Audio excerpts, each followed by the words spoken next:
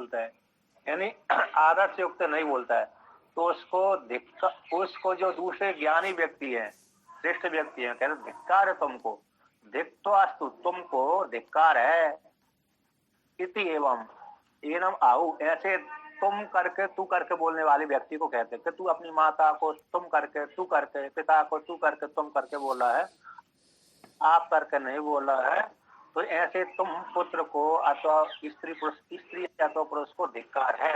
इस प्रकार से उसे तुम करके तू करके बोलने वाले व्यक्ति को दूसरे विद्वान लोग कहते हैं।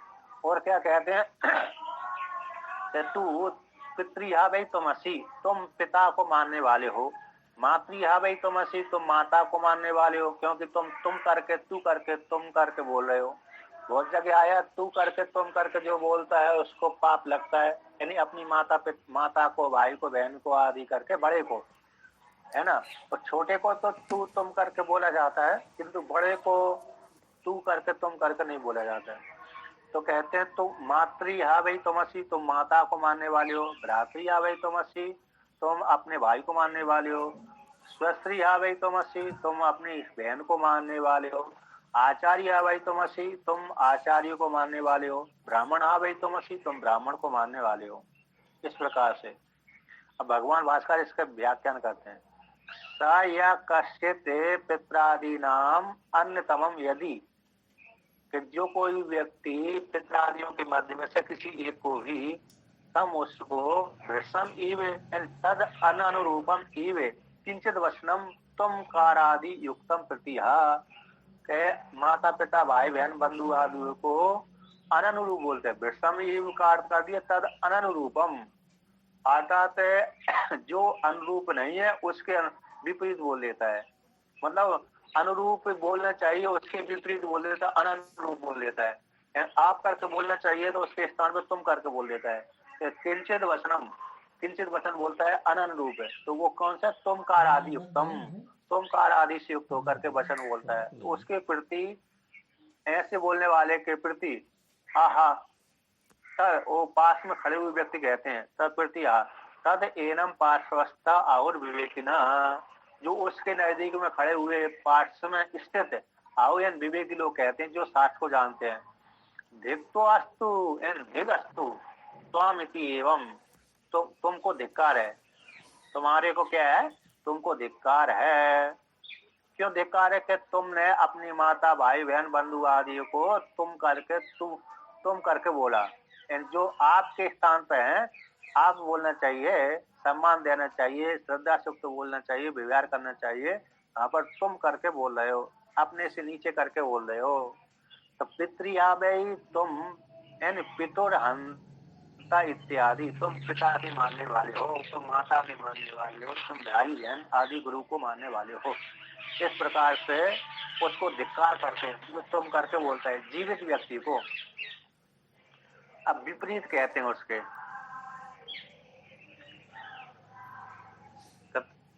अब यहाँ पर वर्णन करते हैं अते यदि अपि एनान उत्क्रांत प्राणान चूलन समासम व्यति संदहेन,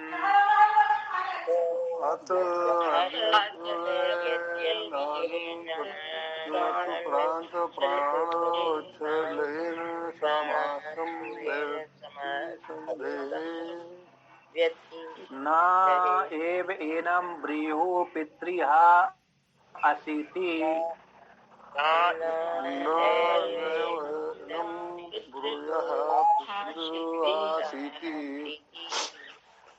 न मातृहा असीति, न भ्रातृहा असीति,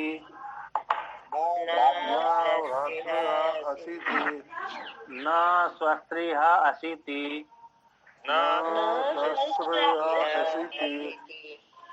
न आचार्य असीति,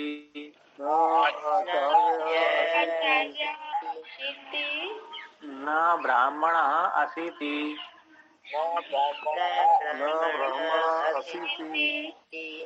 तो यहाँ पर कहते इसके अंतर है। कहते यदि अपि एनान उत्क्रांत प्राणान, यदि जिस शरीर से प्राण निकल गए, है ना, यानी माता मर गई, माता का शरीर छूट गया, पिता का शरीर छूट गया, भाई बहन गुरु आदि का शरीर छूट गया, तो जिस शरीर से प्राण निकल गए ऐसे उसे मुर्दे को सबको सूलेन समासम व्यक्ति सद सूल के द्वारा सूल के द्वारा है। तो यहाँ पर सूल का अर्थ है कि सूक्ष्म अग्नि काष्ठ के द्वारा, यानी कोई लकड़ी होती जैसे चिता में ले जाता है व्यक्ति, ले जाते हैं तो चिता के ऊपर रख देते हैं, माता का पिता का जो शरीर है सब है मृत शरीर है, तो उसको एक कपाल पे फोड़ देते हैं, है कि नहीं। कपाल को जो लकड़ी होती है उसके लकड़ी से सर फोड़ देते हैं, तो कहते हैं सूल के द्वारा, सूल का अर्थ करती सूर्य त्रिशूल होता है लोहे का, लेकिन यहाँ पर लकड़ी दिया गया है।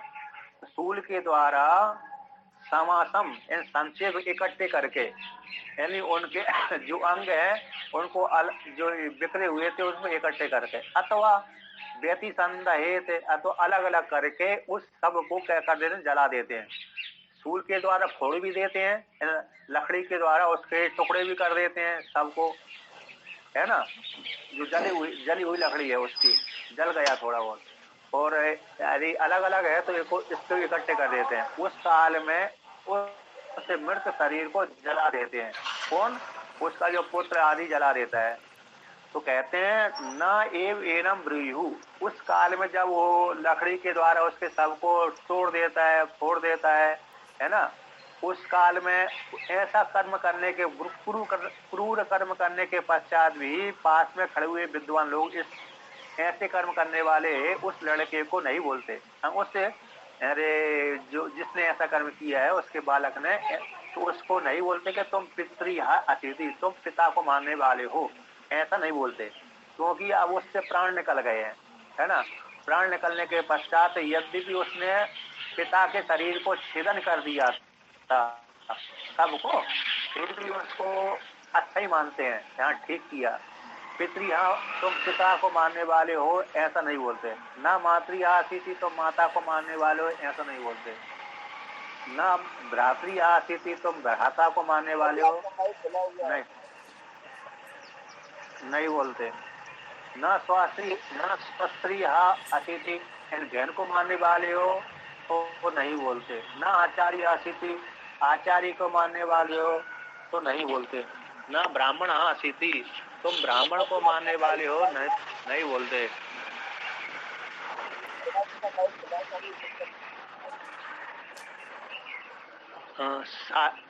साहब शरण के बर्मा। तो देखिए अब भगवान भाषा इसका व्याख्यान करते हैं। अत अनंतर, किसके अनंतर?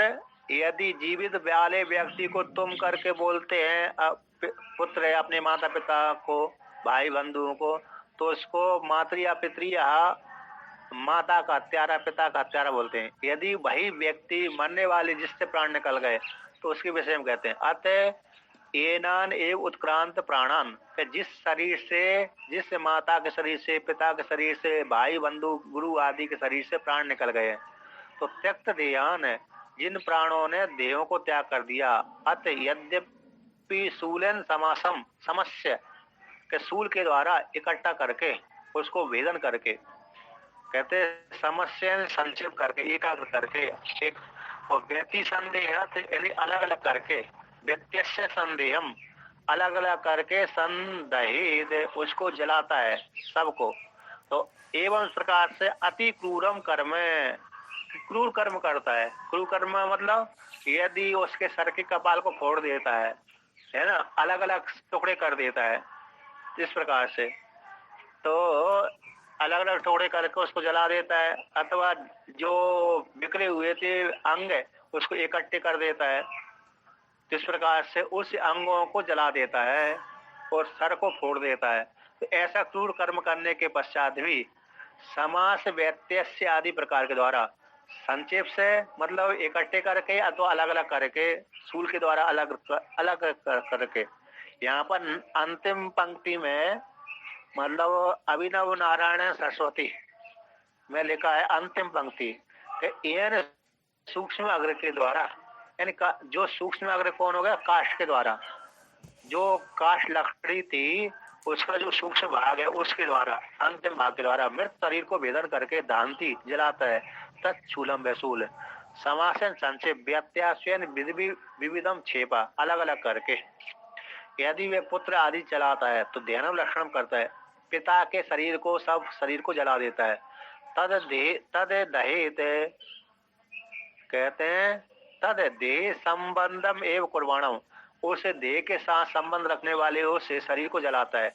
ऐसा करता हुआ है ना, शरीर को जलाता हुआ व्यक्ति को न एव एना ब्रुयु, जो पास में खड़े हुए जो व्यक्ति हैं, विद्वान लोग हैं, विवेकी लोग हैं, उसको पितृया इत्यादि नहीं कहते कि तुम पिता को मानने वाले हो, तुमने पिता को जला दिया है, पिता के शरीर को जला दिया तो इसलिए तुम पिता को मानने वाले हो, ऐसा नहीं कहते। तस्मात् अन्वय व्यतिरेकाभ्याम अवगतम, अवगम्यता, इसलिए अन्वय और व्यतिरेक के द्वारा जाना गया है कि एतत् पितृ आदि आख्यो अपि प्राणेव, तो पिता आदि कौन है? प्राणी है। जिसके शरीर में प्राण होते हैं उसको पिता शब्द प्रयोग कर देते हैं, जिसके शरीर में प्राण उसको पिता शब्द का प्रयोग करना बंद हो जाता है क्या नहीं? इसलिए प्राणी पिता है, प्राणी माता है। जब तक स्थूल शरीर में प्राण विद्यमान है तब तक माता पिता आदि कहते हैं। जब जिस स्थूल शरीर से प्राण निकल गए तो उसको माता पिता भाई बंधु कहना बात है, फिर उसको जला दिया जाता है, ठीक है ना। इसलिए प्राणी पिता है, प्राणी माता है, तो प्राण की सर्वज्ञता सिद्ध हो गई। अब आगे और कहते हैं कहते हैं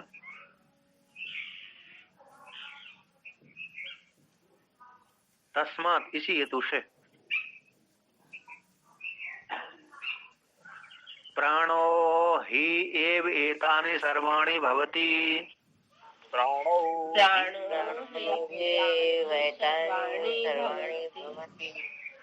सा वा एसा एवं पश्यन्,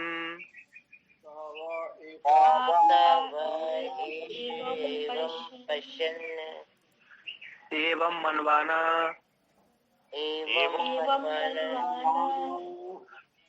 एवं विजानन्, अतिवादी भवति, तम चेद ब्रूयुर अतिवादी असीति,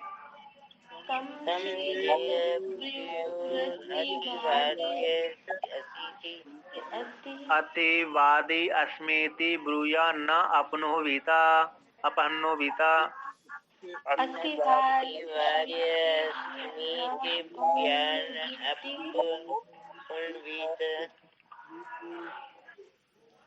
तो यहाँ पर कहते हैं कि प्राणो ही ये वेदांत सर्वाणी भवती, ये प्राणी है, माता है, पिता है, भाई है, बंधु है, सब कुछ प्राणी है।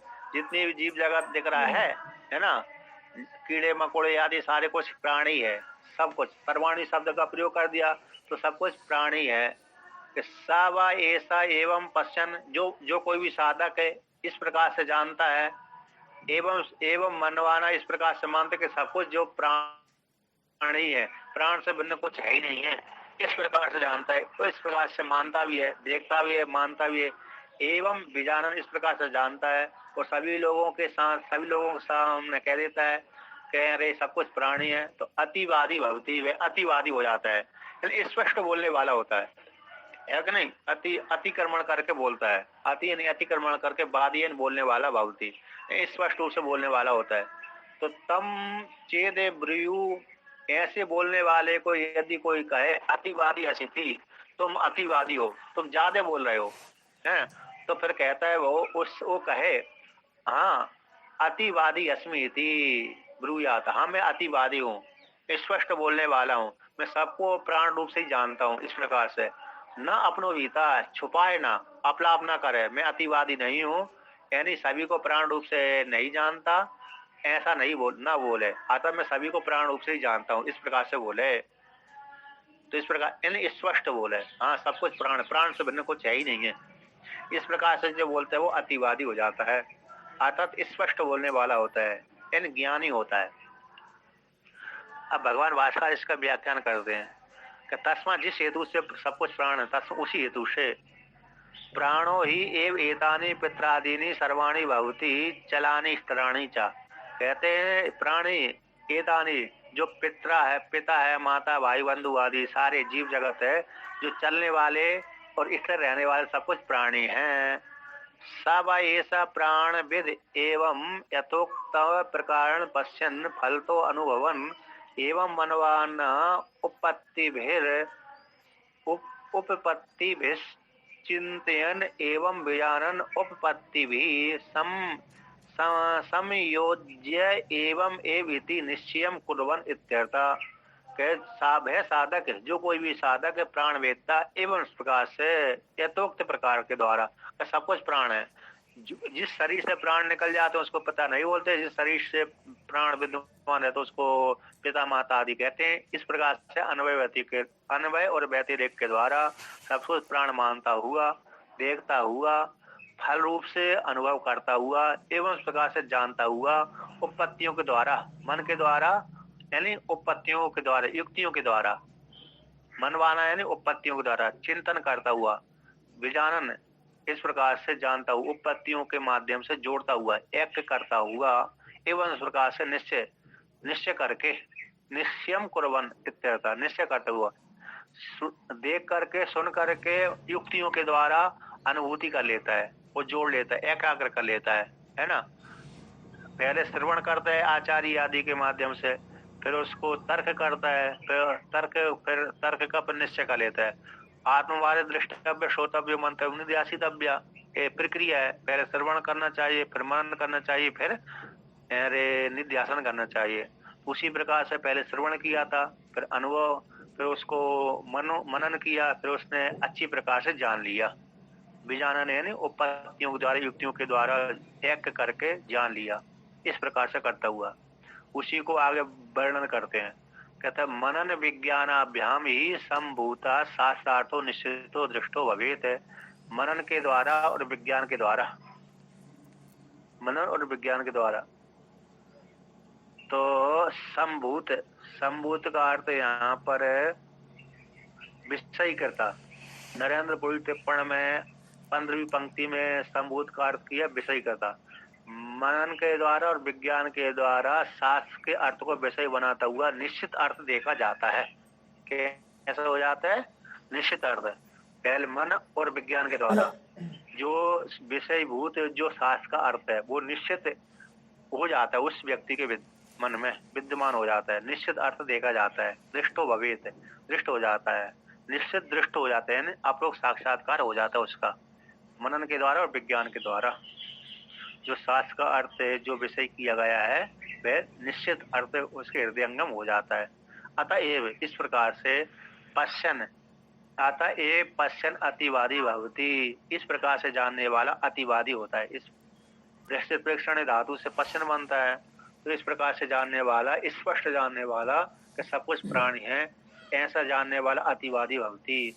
नामादि आशांतम अतीत्य बदनशीलो भक्ति इत्यर्थ। नामादि से लेकर के आशा पर्यंत तक इन सबका अतिक्रमण करके बोलने का स्वभाव जिसका है, ऐसे व्यक्ति को अतिवादी कहते हैं। अतः नाम से लेकर के आशा पर्यंत तक सब कुछ कैसा है? प्राणी है ना, सब कुछ कैसा प्राण है। इस प्रकार से जो जानता है, बोलता है, वह अतिवादी होता है। तम ऐसे बोलने वाले को चेत ब्रूयु, यदि दूसरे व्यक्ति कहें तो तम यदि एवं अतिवादिनम सर्वदा सर्वे शब्देर नामादि आशांतम अतीत्य वर्तमानम प्राणम एव वदंतम एव पश्यंतम अति वदनशीलम अतिवादिनम ब्रह्मादि स्तंभ पर्यंतस्या ही जगता प्राणा आत्मा हम इति ब्रुवाणम यदि ब्रूयु अतिवादी असीति। कहते उसको ऐसे सब कुछ प्राणी ऐसे बोलने वाले व्यक्ति को यदि कोई लोग दूसरे व्यक्ति कहते हैं, यदि एवं अतिवादिनम, अतिवादी कहते हैं सर्वदा, कि तुम तो शब्द आदियों के द्वारा नाम आदि से लेकर के आशा पर्यंत तक सभी का अतिक्रमण करके सब कुछ प्राणी बोलते हो, सब कुछ प्राणी ऐसे बोलने वाले को तो कहते तुम अतिवादी हो।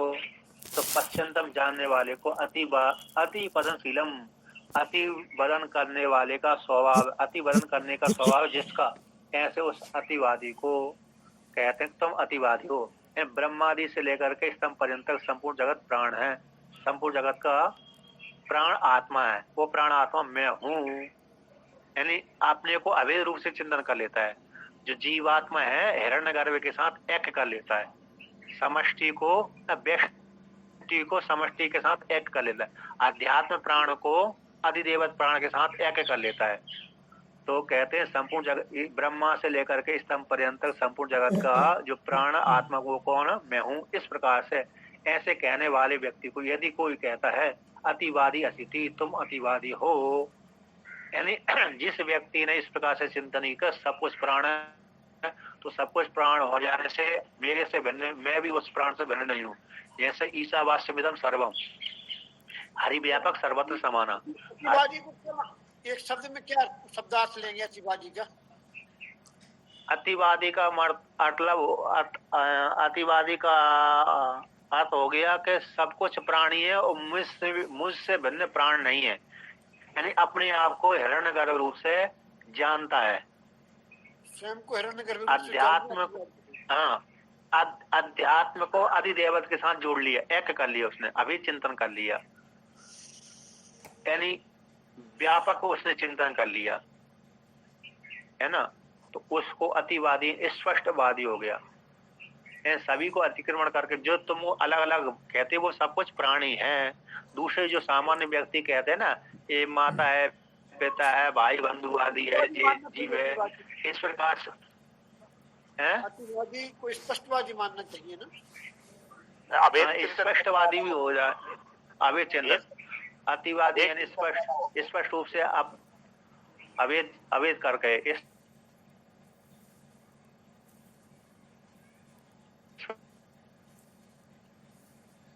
संपूर्ण जगत का आत्मा प्राण हूँ, हिरण्यगर्भ हूँ, इस प्रकार से यदि कोई जानता है तो उस जानने वाले को तुम अतिवादी हो।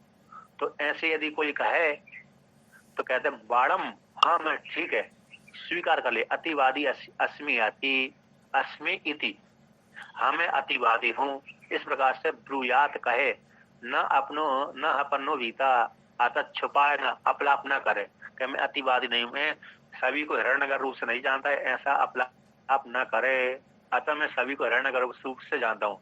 ईशावास्यमिदं सर्वम, सब कुछ ईश्वर के द्वारा व्याप्त है, तो मुझसे भिन्न भी ईश्वर नहीं रहा, मैं ईश्वर से भिन्न नहीं रहा और ईश्वर मुझसे भिन्न नहीं रहा है क्या नहीं, तो व्यापक हो गया ना, एक हो गया, अध्यात्म अधिदेवत एक हो गया। उसी प्रकार से हिरण्यगर्भ ने हिरण्यगर्भ के साथ एक कर लिया, हिरण्यगर्भ समष्टि में व्यष्टि प्राण है, तो व्यष्टि का प्राण समष्टि प्राण के साथ एक हो गया, हिरण्यगर्भ के साथ एक हो जाने से अवैध चिंतन हो गया। तो कस्मात के सेतु से कस्मात ही असौ अपनो वीता, किस अपलाप करेगा, तो किसी भी प्रकार से अपलाप न करे। यत प्राणम सर्वेश्वरम अयम हम अस्मि इति आत्मत्वेन उपगता, जो प्राण है वह सर्वेश्वर है, वह प्राण मैं हूँ, इस प्रकार से आत्मक रूप से उपगत है। वो हिरण्यगर्भ आत्मा को